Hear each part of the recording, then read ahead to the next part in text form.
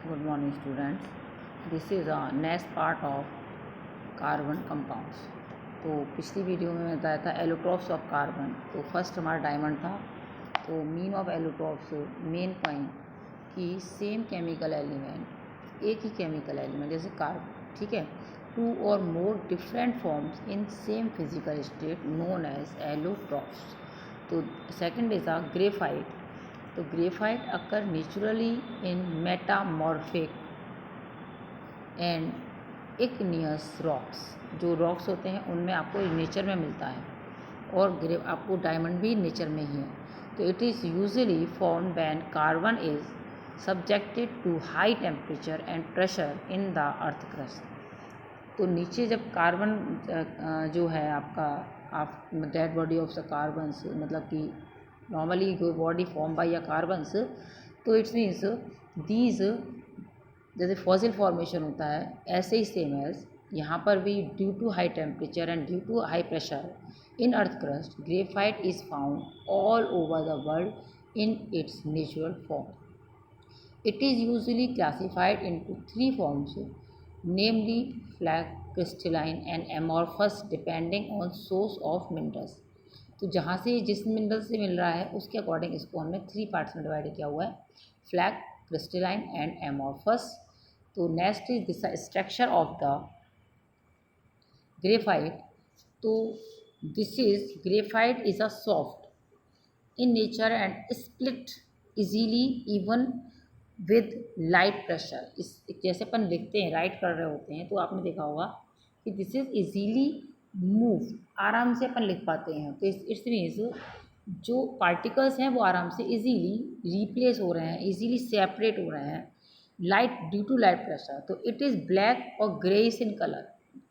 Pencils होते हैं, आपने देखा होगा ग्रे कलर का होता है या ब्लैक कलर का होता है।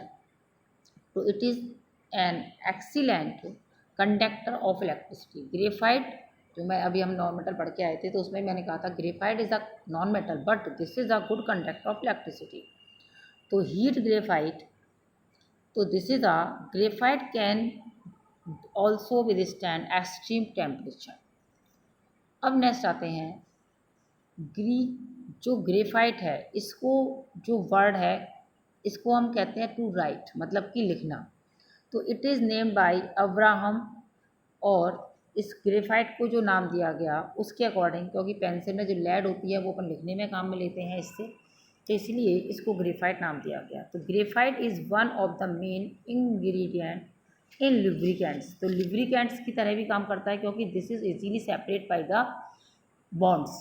तो इसमें यदि हम ध्यान से देखें तो हम डायमंड में हमने देखा था it's all bonds, this is a dark pencil. जो आपके बॉन्ड्स थे वो आपको इस तरह से डार्क पेंसिल से शो किए हुए थे, ठीक है। और carbon attached, each carbon attached to the four bonds, but in this one, इसमें आप यदि हम ध्यान से देखें तो थ्री कार्बन्स हैं, थ्री बॉन्ड हैं, मतलब कार्बन, एक सिंगल कार्बन जो है वो थ्री बॉन्ड के साथ अटैच है। और जो नीचे वाला बॉन्ड है दिस इज़ वीक बॉन्ड। ये वीक बॉन्ड होता है जिसके कारण, दिस अ वीक बॉन्ड, और इसी के कारण जो इसके अंदर सेपरेशन की क्वालिटी है वो इसके कारण होती है, क्योंकि इसके अंदर आपस में जो दो लेयर हैं, दोनों लेयर के बीच में एक वीक बॉन्ड होता है जिसके कारण इजीली ये रिमूव कर जाता है। तो creates a thin film of layer over the surface, it is applied and thus reduce friction। और ये फ्रिक्शन को क्या करता है, रिड्यूस भी करता है, इसीलिए इसे एज अ लुब्रिकेंट हम इसे यूज़ कर लेते हैं। Graphite also use in form of carbon electrodes. तुमने देखा होगा कि जो आपके सेल हैं, जो आपके पेंसिल सेल्स वगैरह होते हैं जिनमें आप सेल को यूज़ कर रहे होते हैं, उसमें बीच में ब्लैक कलर का एक रॉड सा पड़ा रहता है सेल के अंदर। तो दिस इज़ अ ग्रेफाइट। यही रॉड जो है वो क्या है, आपकी ग्रेफाइट है। तो graphite is use in a manufacturing of carbon electrodes, brushes and plates needed in dry cell batteries and electrical industries. जो इलेक्ट्रिकल इंडस्ट्रीज़ हैं उनमें भी इसको यूज़ करते हैं, ड्राई सेल्स का फॉर्म करने में भी हम ग्रेफाइट यूज़ कर रहे होते हैं। और प्लेट्स जो कि हमें इलेक्ट्रिसिटी के लिए जहाँ पर जैसी रिक्वायरमेंट है हम उसके अकॉर्डिंग वहाँ पर काम कर रहे होते हैं। चलिए नेक्स्ट आते हैं हम full rinse. fullerenes, this is a crystalline form of carbon having 32,960 atoms in their molecules called a fullerenes. तो दिस इज आर्टिफिशियल वे, और ये जो है कार्बन के 30 से लेके 960 एटम्स तक अटैच रहते हैं, इनको हम फुलरेंस कहते हैं। तो ये in a form of crystalline, in a tubular structure, इस तरह का ट्यूबुलर स्ट्रक्चर होता है, उस तरह से भी सेट रहते हैं, और या फिर ये और भी कई सारी शेप हैं जिनमें ये आपको मिल सकता है।